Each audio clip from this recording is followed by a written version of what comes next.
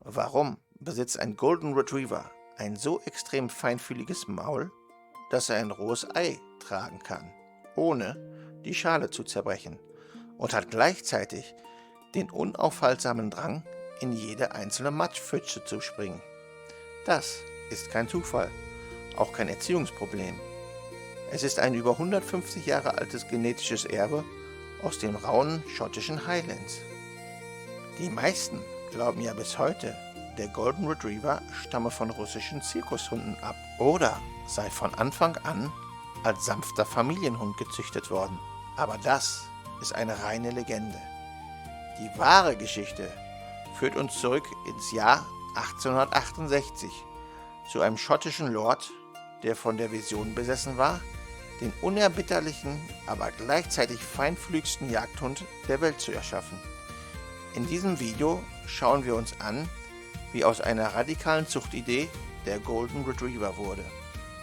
Um zu verstehen, warum dieser Hund heute Matsch liebt, müssen wir uns das Schottland der 1860er Jahre ansehen.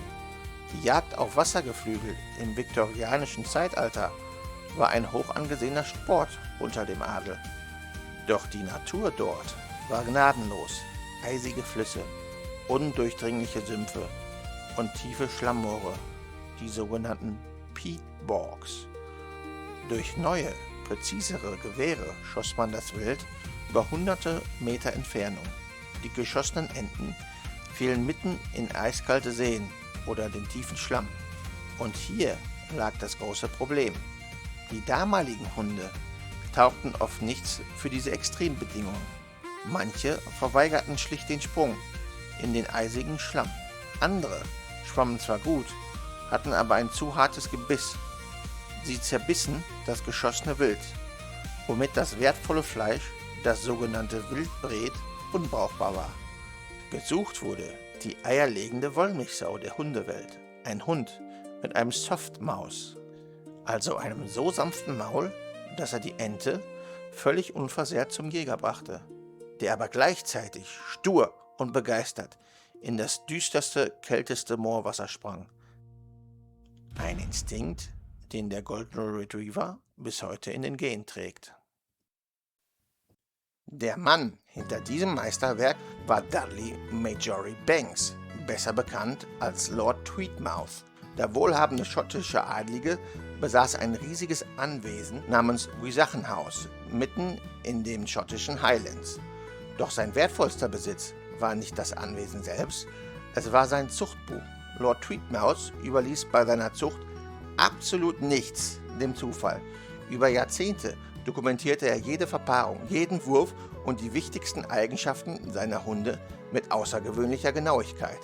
Genau dieses historische Zuchtbuch existiert heute noch und wird im britischen Kennel Club aufbewahrt. Es ist der Grund, warum wir die Entstehungsgeschichte des Golden Retrievers bis heute nahezu lückenlos nachvollziehen können. Im Jahre 1865 kaufte Tweedmouth einen gelben Rüden namens Nu, den einzigen gelben Welpen aus einem Wurf ansonsten schwarzer Wave-Coated Retriever. Schon damals erkannte er, dass Nu außergewöhnliche Eigenschaften besaß. 3 Jahre später, im Sommer 1868, verpaarte er Nu mit einer Hündin namens Belle.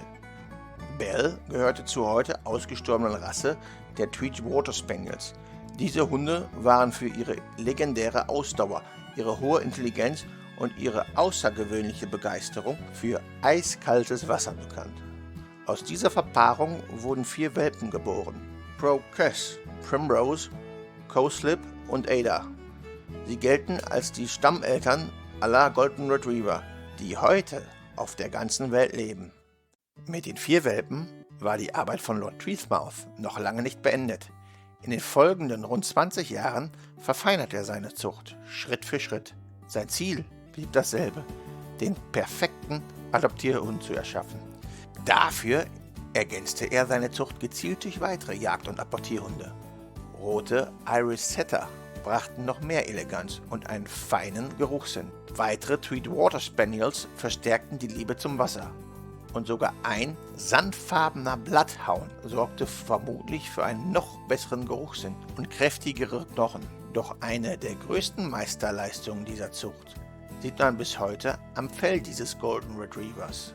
Die Tweed Water Spaniel Hündin Belle vererbte eine extrem dichte Unterwolle. Zwischen den feinen Haaren wird Luft eingeschlossen. Diese Luft isoliert den Körper gegen eiskaltes Wasser, fast wie ein natürlicher Neoprenanzug. Nu, der Wave-Coated Retriever, brachte das lange Decker mit. Es ist von Natur aus leicht fettig. Regen, Moorwasser und Schlamm perlen deshalb einfach ab, statt bis zur Haut vorzudringen. Zusammen entstand ein Fell, das den Hund selbst nach stundenlangem Schwimmen im eiskalten schottischen Seen vor dem Auskühlen schützt. Dieser natürliche Wetterschutz begleitet den Golden Retriever bis heute. Was einst für die harte Jagd in den schottischen Highlands gezüchtet wurde, trägt der Golden Retriever noch immer jeden Tag mit sich.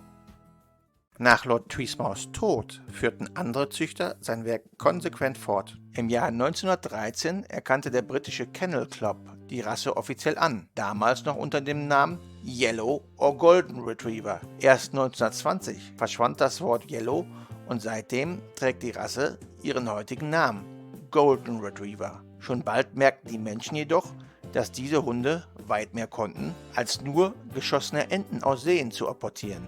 Ihr außergewöhnlicher Will to Please, also der starke Wunsch, ihrem Menschen zu gefallen, gepaart mit ihrer Intelligenz und ihrem sanften Wesen, machten sie auf der ganzen Welt beliebt.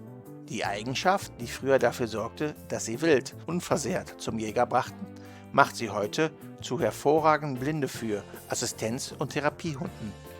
Heute zählt der Golden Retriever zu den beliebtesten Familienhunden der Welt. Seine Freundlichkeit, Geduld und hohe Lernbereitschaft machen ihn zum idealen Begleiter für Familien und zugleich zu einem der zuverlässigsten Assistenz- und Therapiehunde überhaupt. Doch dieses beeindruckende Erbe hatte auch eine Schattenseite. Der ursprüngliche kleine Genpool und die spätere Linienzucht führten dazu, dass sich einige erhebliche Erkrankungen in der Rasse stärker verbreiteten. Dazu gehören auch Hüft- und Ellbogendysplasie, bestimmte Augenerkrankungen, Allergien und ein erhöhtes Risiko für einige Krebsarten. Das bedeutet natürlich nicht, dass jeder Golden Retriever krank wird. Viele Hunde führen ein langes und gesundes Leben. Umso wichtiger ist eine verantwortungsvolle Zucht mit gesundheitlich untersuchten Elterntieren. Wenn dein Golden Retriever das nächste Mal voller Stolz einen Socken durch die Wohnung trägt oder zielstrebig in die nächste Pfütze springt, sei ihm nicht böse. Jetzt bin ich aber gespannt. Springt dein Golden Retriever auch in jede Pfütze oder ist er wasserscheu? Hast du den Eye-Test mit dem Softmaus schon ausprobiert? Und leider gehört zu diesem Erbe auch die gesundheitliche Seite der Rasse. Musstest du mit deinem Golden Retriever bereits Erfahrung mit HD, ED, Allergien oder sogar Krebs machen? Schreibt es mir sehr gerne unten in die Kommentare. Vielleicht helfen deine Erfahrungen auch anderen Golden Retrievern-Besitzern. Wenn dir das Video gefallen hat, freue ich mich sehr, wenn du es weiterempfiehlst. Alternativ freue ich mich natürlich auch sehr über ein Abo oder Like.